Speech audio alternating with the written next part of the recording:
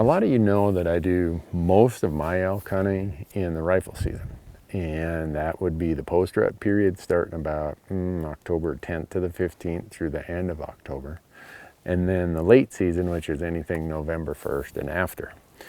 And that's a glassing game. Some of you might have questions about how I do it, and there's no right way or no wrong way, but for me, I try to be as efficient as possible in the time that I'm here, because this country is just massive. You can't just sit here on one little spot for an hour. You have to have a method of how you're able to cover this. And this applies to elk hunting differently than, say, mule deer. And the reason is all the studies show that an elk prefers to bed in the top 1/3 of a ridge. And they prefer a slope that's less than 20 degrees. So I sit down and I start looking at these places and use that in my head for where are the times where I think I'll see an elk bedded.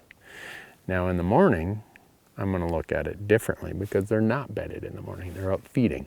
So I have a different approach in the morning than I do in the afternoon. So I'll start with how I do it in the morning. In the morning, I usually get to some place where I have as much coverage as possible, and I try to be glassing some northerly direction, either straight north, northwest, or northeast. Here's my theory or my approach to why I like to orient myself looking north. Is if you think about the sun's coming up from the east, well, that's going to leave some slopes shaded longer and light up the east-facing slopes much quicker. So the elk are going to disappear from these early slopes, that I call them early slopes, the east-facing slopes, going to disappear from those quicker. So those are the ones that I'm covering as quick as possible.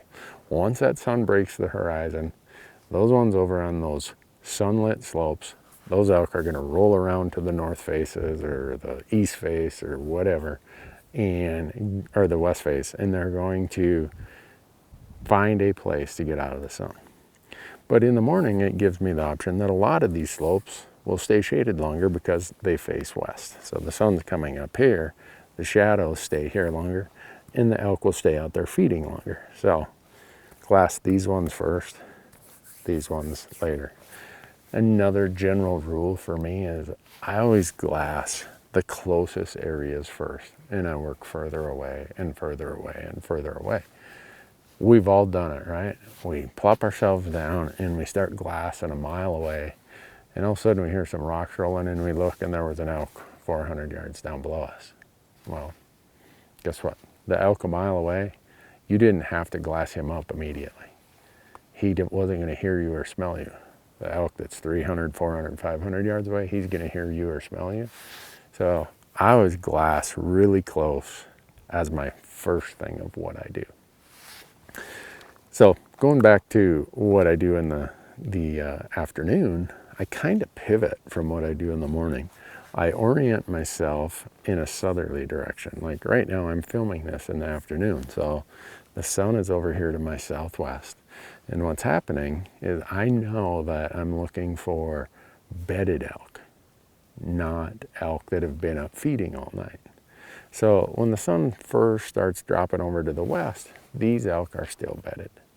So I'm looking at these spots where the top third of a ridge, either a primary ridge, a secondary ridge, maybe even a tertiary ridge, where I'm looking in those top places. And I'm looking in those top thirds where it's not super steep. So I'm looking for bedded elk. I'd say if I'm sitting here at 3 o'clock, from 3 o'clock until that hour before the sun goes down, I'm looking for bedded elk. Then they start getting up out of their beds. Then I'm looking more for an elk that's feeding, possibly going to water, whatever else they're doing in that last hour of the day. So I'm able to be really efficient in these short prime glassing times in the morning and the short glassing times in the evening by knowing where the elk are likely to be, whether they're standing on their feet feeding in the morning or if they're in their beds or just leaving their beds in the afternoon. So I can't say I got it figured out. I use that strategy. The other thing you see that I do Some people are just amazing at glassing, and they will disconnect their binos off their bino harness, and they'll put them in an actual adapter for their tripod. Me, I've just grown accustomed to using my spotting scope as some type of device, I guess you'd call it, some harness, some brace, to allow me to go exactly horizontal. So I lock in my tilt and my pan, or my tilt, and loosen my pan so I can get on them. And then I know, all right, I'm at that top third, and now I'm just slowly going there, scouring everything, and then I move over, scour. I'm glassing almost horizontally those top thirds, and then I can drop down, and then I can find a secondary ridge, and I can glass in a horizontal manner, and it's just so steady. That's why the guys who are really good at glassing, especially the mule deer guys, the Coues deer guys, they will put everything in an adapter, put it on their tripod, and they're almost hands off. For me, because I'm moving a lot when I'm glassing, I usually just rely on my spotting scope, and I know it's not perfect, but it works good for me. And it's a way where you don't have to carry a second adapter.